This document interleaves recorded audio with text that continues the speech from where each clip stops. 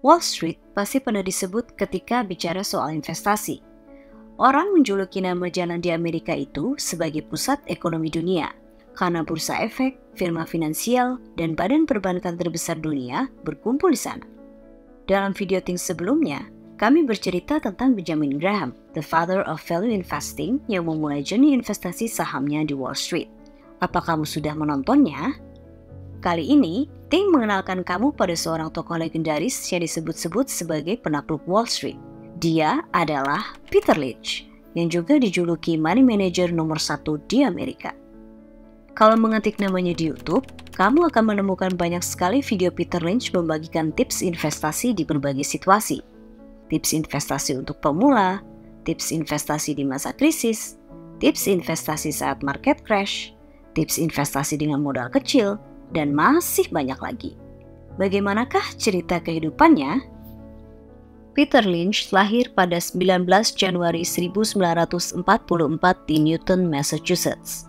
Saat itu adalah masa-masa keluarga-keluarga di Amerika masih berusaha recovery setelah The Great Depression. Awalnya, kehidupan keluarga Lynch terbilang mapan karena ayahnya Thomas Lynch bekerja sebagai akuntan berpenghasilan besar. Tahun 1954, tepat saat Lynch berumur 10 tahun, ayahnya meninggal akibat sakit kanker. Dari situ, kehidupan keluarga Peter Lynch berubah drastis.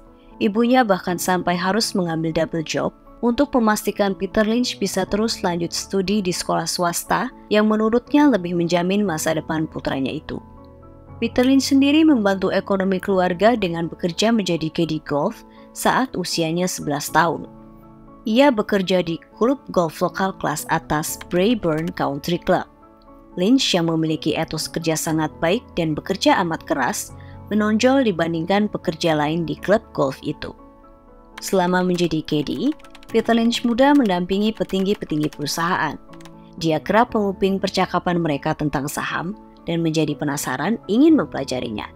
Jadi, dia sering memberikan tips golf kepada para eksekutif tersebut, dan sebagai gantinya, meminta tips belajar saham dari mereka. Salah satu yang sering ia dampingi adalah George Sullivan, the Executive Vice President of Fidelity Investment. Sullivan sendiri memang terkesan dengan kebaikan dan ketekunan Lynch. Di masa depan, George Sullivan inilah yang juga menjadi mentor dari Peter Lynch. Petinggi Fidelity ini jugalah yang merekomendasikan Peter Lynch ke Boston College. Berkat rekomendasi tersebut, Peter Lynch menerima beasiswa penuh dari Academy Scholarship Fund untuk kuliah di Boston College. Selama berkuliah, Peter Lynch memilih mendalami ilmu humaniora atau tentang kemanusiaan dan budayanya, seperti filsafat, psikologi, sejarah, logika, metafisika, epistemologi, dan ilmu politik. Sebuah pilihan unik bagi orang yang minat besarnya di saham. Kuliah menyadarkan Lynch bahwa subjek yang paling membantu dalam belajar tentang pasar saham justru bukan ekonomi, akuntansi, atau matematika, melainkan ilmu humaniora, terutama filsafat logika dan sejarah. Sebab, Peter Lynch memandang finance adalah tentang manusianya. Di tahun kedua menjadi mahasiswa, Peter Lynch membeli saham pertamanya. Dia memilih Flying Tiger Airlines, salah satu perusahaan pesawat kargo pertama yang menawarkan layanan pengiriman paket via udara. Lynch memprediksi bisnis pesawat akan meledak dan Flying Tiger akan menjadi pemimpin di industrinya. Peter Lynch pun menginvestasikan sekitar $1.000 ke saham Flying Tiger yang saat itu dijual seharga $7 per lembar. 3 tahun ternyata stagnan, harganya sama sekali tidak naik. Meskipun begitu, kesabaran menjadi keunggulan Peter Lynch sebagai buah dari bekerja menjadi caddy saat kecil. Ketika Perang Vietnam akhirnya pecah di tahun 1965, perusahaan Flying Tiger bertumbuh karena kebutuhan pesawat untuk perang naik pesat. Ketika itu, sahamnya naik 10 kali lipat. Investasi Lynch pun bertumbuh menjadi lebih dari $6.000 dari modal awal $1.250 saja. Ten Bagger pertamanya itu pun cukup untuk membiayai kuliah sampai ia lanjut MBA di Wharton School. Lulus dari Boston College tahun 1965, Lynch lanjut mengambil MBA dari Wharton School. Di sanalah ia bertemu dengan Caroline Hoff yang nanti menjadi istrinya. Selama studi master, Peter Lynch tetap mengisi waktu luangnya dengan menganalisis saham apa saja yang selanjutnya akan dia beli. Tahun 1968, Lynch lulus dari Wharton School. Ketika ia merasa siap untuk terjun kerja di dunia nyata, ternyata malah terkena tugas wajib militer Army ROTC program karena saat itu Perang Vietnam sedang mencapai puncaknya. Lynch ditugaskan di Korea Selatan sampai tahun 1970. Selama pendidikan militernya itu, Peter Lynch belajar kedisiplinan, ketekunan, ketelitian, dan leadership yang diakuinya sangat berguna ketika ia terjun ke dunia investasi yang sebenarnya. Dari Korea Selatan, menariknya Peter Lynch tetap sambil menganalisis saham dan malah menemukan incaran investasi yang dia anggap sebagai 10-bagger situation. Peter Lynch menghubungi brokernya untuk bernegosiasi dengan The Mains Sugar Industry, sebuah penyuling sugar beets lokal di Amerika yang memiliki inovasi dalam peningkatan produksi gula. Sayangnya, investasi ini merugi karena perusahaan bangkrut akibat kondisi teknis dari para petani yang tidak memungkinkan untuk menanam dalam kapasitas maksimalnya. Sepulangnya dari tugas militer, Peter Lynch pun memetik pelajaran dan berjanji tidak membuat kesalahan yang sama dengan membeli saham tanpa analisa dan investigasi langsung ke lokasinya. Tahun 1969, berkat hubungan baiknya dengan George Sullivan, Peter Lynch direkrut masuk ke Fidelity Investments yang nantinya menjadi perusahaan manajemen aset terbesar Amerika. Saat itu, usianya 25 tahun dan dia memegang posisi research analyst untuk tekstil dan logam. Gaji pertamanya $16.000 per tahun atau setara $138.252 di tahun 2024. Dan pada tahun kedua, gaji Peter Lynch naik menjadi $17.000 per tahun atau setara $146.892 di tahun 2024. Menariknya, Lynch bergabung dengan Fidelity di tahun ketika perusahaan itu terkena skandal trading. Fidelity Investments terbukti bersalah ketika brokernya terlibat kerjasama dengan seorang klien untuk melakukan penipuan. Ditambah dengan pensiunnya Edward C. Johnson, pendiri Fidelity, serta mundurnya Gerald Sy, analis terbaiknya, perusahaan itu sebenarnya mulai ditinggalkan klien dan profitnya pun menurun. Ned Johnson, sebagai pemimpin perusahaan sekaligus anak dari Ed Johnson, berusaha ingin mengembalikan kejayaan Fidelity sekaligus mencari pengganti Gerald Sy. Tahun 1970-an, terjadi resesi ekonomi di Amerika, tetapi Peter Lynch malah menunjukkan performa yang bagus saat pasar saham hancur. Rekomendasi saham-saham darinya berhasil survive di masa berat itu. Selagi menjalani peran sebagai analis, Peter Lynch juga membangun portofolio kecil sendiri yang terbukti secara konsisten mengalahkan pasar. Itu membuat rekan-rekan kerjanya sering meminta nasihat dan rekomendasi soal saham dari Peter Lynch. Pada tahun 1974, kejeniusan Peter Lynch ini baru terlihat oleh Ned Johnson. Ned pun mempromosikannya menjadi kepala riset di The Magellan Fund. Ketika itu, Magellan Fund masih menjadi perusahaan tertutup tempat menyimpan kekayaan keluarga Johnson dan para eksekutifnya. Bulan Mei tahun 1977, di usia 33 tahun, Peter Lynch mengambil alih The Magellan Fund dengan dana kelolaan sebesar $20 juta atau setara 8,3 miliar rupiah saat itu dan 384 miliar rupiah saat ini. Dia menjadi salah satu money manager termuda di Wall Street pada masanya. Dari tahun 1977 sampai 1983, indeks market Dow Jones tidak menunjukkan pergerakan yang berarti. Meski demikian, di bawah kendali Peter Lynch, The Magellan mengungguli 99% perusahaan pengelolaan dana lain yang ada di market. Tahun 1979, Peter Lynch bahkan menghasilkan return 51% ketika indeks Dow Jones balik ke posisi semula setelah di tahun 1977 turun 18 poin ditambah dengan inflasi yang menggila di tahun 1978. Popularitas Magellan terus naik seiring dengan semakin konsisten meraup profit mengagumkan, terutama saat bull market di pertengahan tahun 1980-an. Apalagi setelah Ronald Reagan menjadi presiden dan kejayaan Amerika kembali. Reputasi Peter Lynch pun semakin bersinar. Bisa dibilang, Lynch adalah mutual fund manager terbaik sepanjang sejarah Amerika. Terbukti, sepanjang 13 tahun karirnya bersama Magellan Fund, Peter Lynch mencatatkan return rata-rata tahunan di angka 29,2%, nyaris 2 kali lipat dari S&P 500 yang return rata-rata tahunannya hanya 15,8%. Magellan Fund juga berkembang menunjukkan performa terbaik di bawah kepemimpinan Lynch. Asetnya bertumbuh dari 20 juta dolar menjadi 14 miliar dolar dengan lebih dari 1 juta shareholder. Tahun 1989, Magellan bahkan menjadi mutual fund terpopuler di Amerika.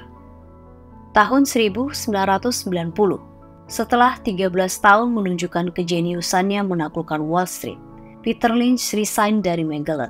Dia bahkan memilih pensiun dini di umur 46 tahun karena ingin fokus bersama keluarganya. Pengalaman ditinggal wafat oleh ayahnya di usia anak-anak membuat Peter Lynch ingin meluangkan waktu sebanyak-banyaknya dengan keluarga. Baginya, tidak ada uang sebesar apapun yang bisa mengembalikan waktu bersama keluarga. Ini adalah sebuah pilihan bagus di tengah kebanyakan investor dan pebisnis lain malah berakhir cerai.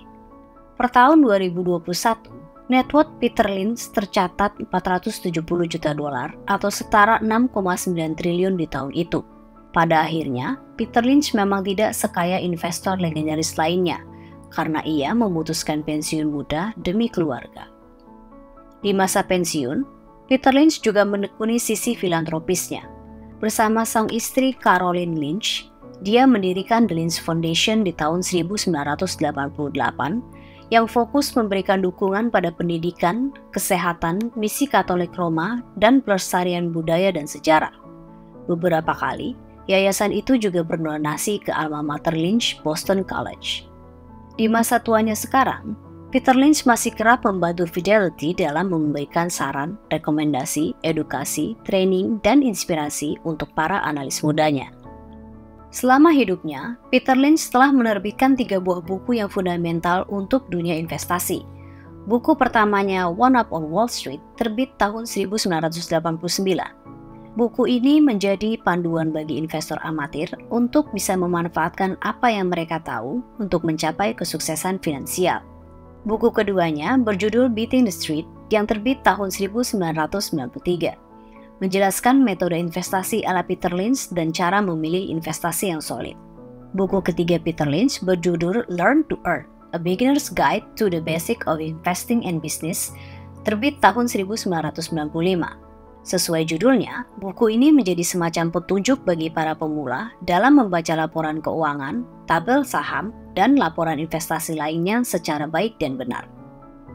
Berbicara idealisme dalam investasi, kutipan Lynch yang paling populer adalah buy what you know and know what you buy. Artinya, dia hanya berinvestasi pada perusahaan yang dia suka dan familiar dengannya. Dan tidak cukup sampai di situ, tetapi pahamilah juga bisnisnya dengan sangat baik. Berangkat dari rasa suka itu, Peter Lynch menyebut metode investasinya secara praktikal seperti sebuah seni atau olahraga dengan menyatukan diri pada perusahaan yang akan dibeli. Semua kembali pada naluri yang mendorong manusia. Menurut Lynch, jika dia suka produknya, orang banyak juga suka produknya, lalu manajemen perusahaan dijalankan oleh orang yang kompeten, itulah bukti yang lebih baik daripada sekadar figur dan angka di atas kertas. Sederhananya, Peter Lynch menyelami bisnis tersebut sebelum memutuskan untuk berinvestasi, mengevaluasi fundamental bisnis modelnya, dan mengetahui apakah fundamental tersebut kuat atau tidak. Fundamental kuat bisa dilihat dari tim manajemen yang bagus, punya keunggulan kompetitif, kondisi finansial yang solid, potensi dan prospek pertumbuhan yang jelas. Perusahaan dengan fundamental kuat ini terbukti cenderung untuk sukses dalam jangka panjang. Tesis investasi Peter Lynch dibangun dengan memahami bisnis sepenuhnya dibandingkan cuma membaca angka di koran. Menurutnya, investor profesional salah kaprah jika hanya mengandalkan tumpukan software dan angka tanpa pengalaman empiris. Dalam filsafat, empiris artinya belajar dari pengalaman langsung sendiri. Peter Lynch juga menemukan konsep PEG atau Price to Earning Growth, sebuah rasio yang membantu investor menentukan sebuah saham murah atau tidak jika dilihat dari potensi pertumbuhannya. Lynch cenderung mempertimbangkan perusahaan yang secara historis memiliki rata-rata rasio PEG di bawah industrinya dan berpotensi perform bagus. Mengenai apa itu PEG dan mengapa kita tidak bisa semata-mata hanya menggunakan rasio termasuk PEG untuk menganalisa saham, akan kami jelaskan di video selanjutnya. Inti yang dilakukan Peter Lynch sebenarnya sama seperti Buffett dan Munger, yaitu memburu perusahaan yang harga sahamnya sudah under value atau dijual dengan harga diskon di bawah intrinsic value-nya. Dan terkait growth sudah termasuk dalam estimasi intrinsic value-nya.